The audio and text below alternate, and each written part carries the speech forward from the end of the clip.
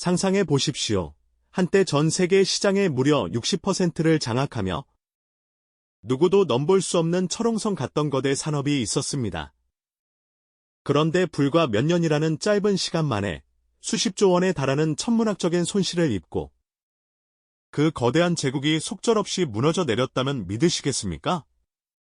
그것도 국가의 모든 역량을 쏟아부었던 야심찬 국가적 프로젝트가 말입니다.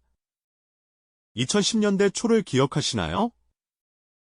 당시 세계 조선업의 패권은 마치 중국의 것이 될 운명처럼 보였습니다. 거대한 용이 잠에서 깨어나 바다를 집어삼키는 듯한 기세였죠. 하지만 그로부터 채 10년도 지나지 않아 무려 67조 원이라는 상상조차 어려운 돈을 허공에 날리며 수많은 중국 조선소들이 마치 도미노처럼 줄줄이 문을 닫기 시작했습니다. 도대체 이 거대한 몰락의 뒤편에는 어떤 비밀스러운 이야기가 숨겨져 있었을까요? 오늘 우리는 압도적인 성공 뒤에 찾아온 미스터리한 몰락의 원인을 깊이 파헤쳐 보고자 합니다. 단순한 경제적 손실을 넘어선 복합적인 전략적 오판과 시장의 냉혹한 현실이 빚어낸 실체를 말이죠. 이 이야기는 비단 중국만의 문제가 아니라 우리 모두에게 중요한 교훈을 전해줄 겁니다. 그럼 먼저 중국 조선업이 어떻게 세계의 정점에 서게 되었는지부터 돌아볼까요? 때는 2000년대 중반, 중국은 국가적 차원의 조선 굴기라는 거대한 야망을 품고 움직이기 시작했습니다. 그들의 목표는 단 하나였습니다. 세계 조선업의 패권을 장악하는 것. 이를 위해 중국 정부는 상상 이상의 강력한 지원과 막대한 투자를 아끼지 않았습니다. 국유 기업들을 전면에 내세워 엄청난 규모의 자본을 쏟아부었고 파격적인 보조금과 세금 혜택은 기본이었죠.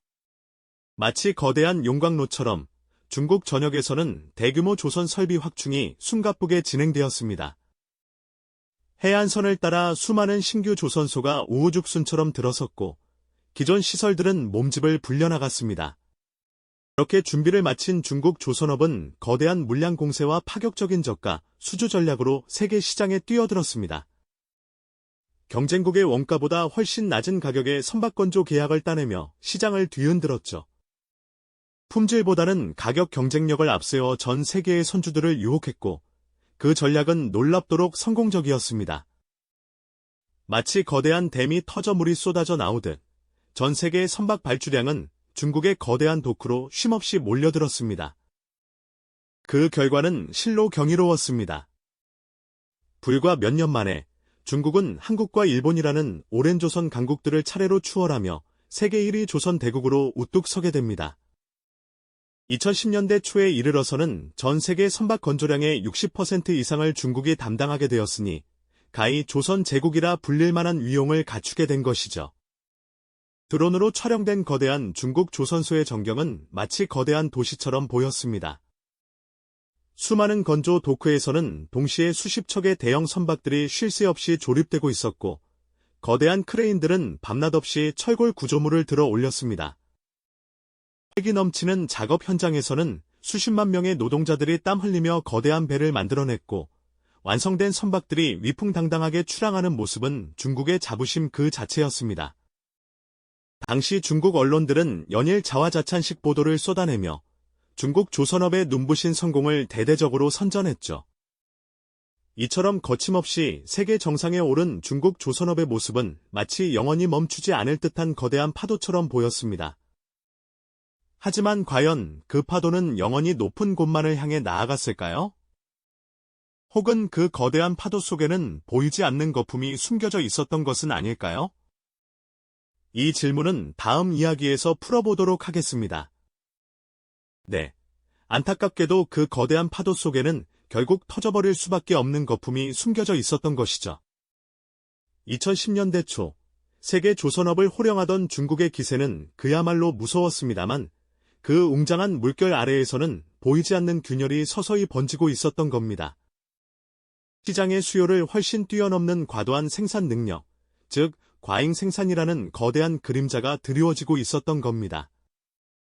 마치 엄청난 양의 상품을 만들어 놓고도 정작 살 사람이 없는 것과 같은 이치였죠. 전 세계 해운 시장은 2008년 금융위기 이후 좀처럼 회복되지 못했고 선박 발주량은 급감했습니다. 하지만 중국의 조선소들은 정부의 지원을 등에 업고 계속해서 배를 찍어내고 있었으니 그 결과는 불보듯 뻔한 것이었습니다. 수많은 조선소가 일감을 잃고 문을 닫기 시작했습니다. 한때 거대한 위용을 자랑하던 조선소의 크레인들은 더 이상 움직이지 않았고 수많은 도크는 텅 비어버렸죠. 녹슨 철골 구조물만이 황량한 바람 소리를 맞이하며 과거의 영광을 쓸쓸히 이야기하는 듯했습니다. 이 과정에서 중국은 무려 67조 원에 달하는 천문학적인 손실을 떠안게 됩니다. 이는 상상하기조차 어려운 엄청난 금액이죠. 수십만 명의 노동자들이 하루아침에 일자리를 잃고 거리로 내몰렸습니다. 희망을 품고 배를 만들던 이들의 얼굴에는 절망만이 가득했죠. 하산 공고문은 마치 거대한 조선 산업의 비극을 알리는 비문처럼 곳곳에 나붙었습니다. 한때 세계 시장의 60%를 차지하며 무적처럼 보였던 중국 조선업의 화려한 겉모습 뒤에는 이처럼 처참한 몰락의 그림자가 드리워지고 있었던 겁니다. 그렇다면 대체 무엇이 이토록 거대한 몰락을 초래한 것일까요? 단순히 시장 상황이 나빴기 때문만은 아니었습니다. 그 배경에는 중국 정부의 야심찬 조선 굴깃 정책이 품고 있던 치명적인 전략적 오판이 숨겨져 있었죠. 조선 굴기는 세계 최고의 조선 강국이 되겠다는 목표 아래 국가의 모든 역량을 쏟아부은 프로젝트였습니다. 하지만 이 정책은 시장의 냉혹한 현실과 경제 논리를 철저히 외면한 채 오직 규모만을 쫓는 데 급급했습니다. 중국은 값싼 노동력과 정부의 막대한 보조금을 앞세워 양적인 성장은 이뤘지만 정작 핵심 기술력에서는 한국과 일본에 크게 뒤처져 있었습니다. 고부가 가치 선박, 예를 들어 액화 천연가스, 렌즈, 운반선이나 최첨단 해양 플랜트, 혹은 스마트 선박과 같은 분야에서는 기본적인 설계 능력조차 미흡했죠. 마치 껍데기만 화려하고 속은 부실한 집을 짓는 것과 같았다고 할까요? 반면 한국과 일본은 일찌감치 저가 경쟁의 한계를 깨닫고 질적인 성장, 즉 고부가 가치 선박 시장으로 전환했습니다. 이들은 끊임없는 연구개발을 통해 친환경 연료 추진 선박이나 자율 운항 선박 등 미래 기술을 선점하며 독보적인 경쟁력을 키워나갔죠.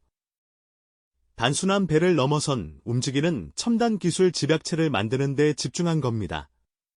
여기에 설상가상으로 국제회사기구, IMO의 환경 규제가 강화되면서 중국의 노후화된 저가 선박들은 설 자리를 잃게 됩니다. 친환경 기술 없이는 더 이상 국제 항해를 할 수 없게 된 것이죠. 이는 중국 조선업의 발목을 잡는 또 하나의 치명적인 요인이 되었습니다.